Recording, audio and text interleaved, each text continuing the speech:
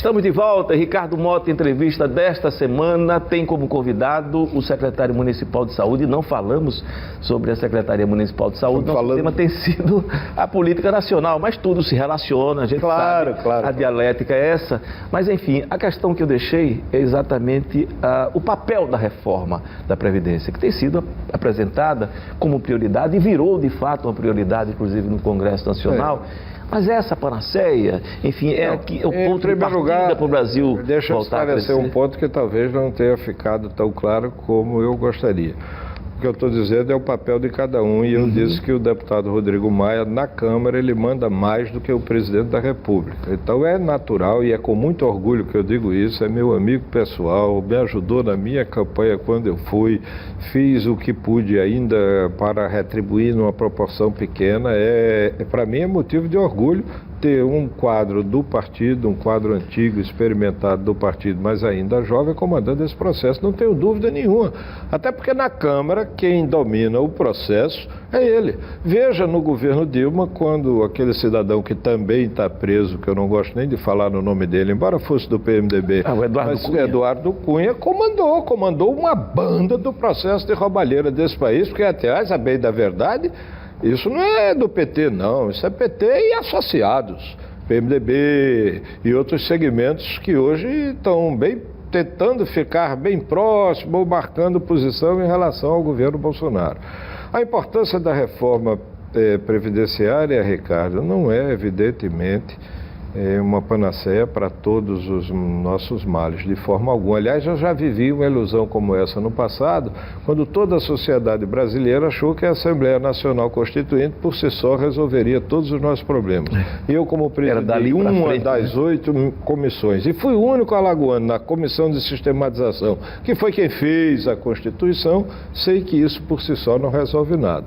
O problema é outro, nós precisamos estancar o brutal déficit que gera dentro da estrutura do orçamento os gastos com a Previdência, sob pena de quebrar. Eu acho que, inclusive, o discurso do ministro não é o que eu faria.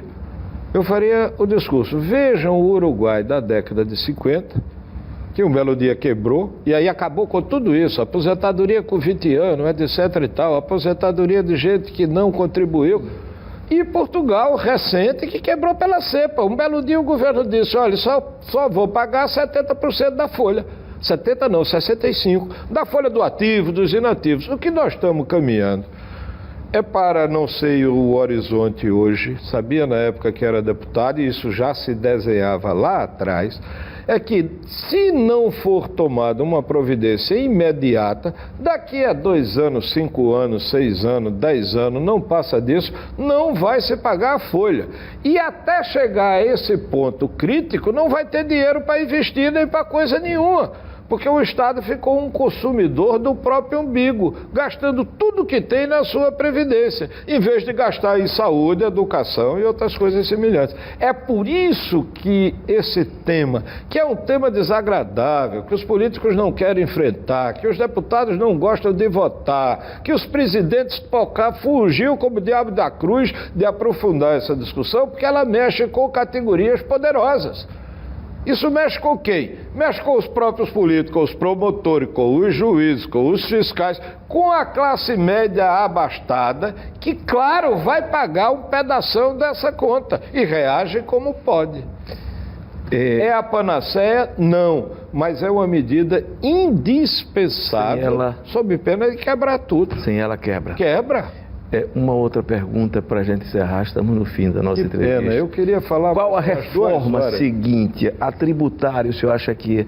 O senhor está no município hoje, está vendo a dificuldade? Eu morro de medo, veja bem, vou dizer, por exemplo, há uma proposta do governo que ninguém conhece.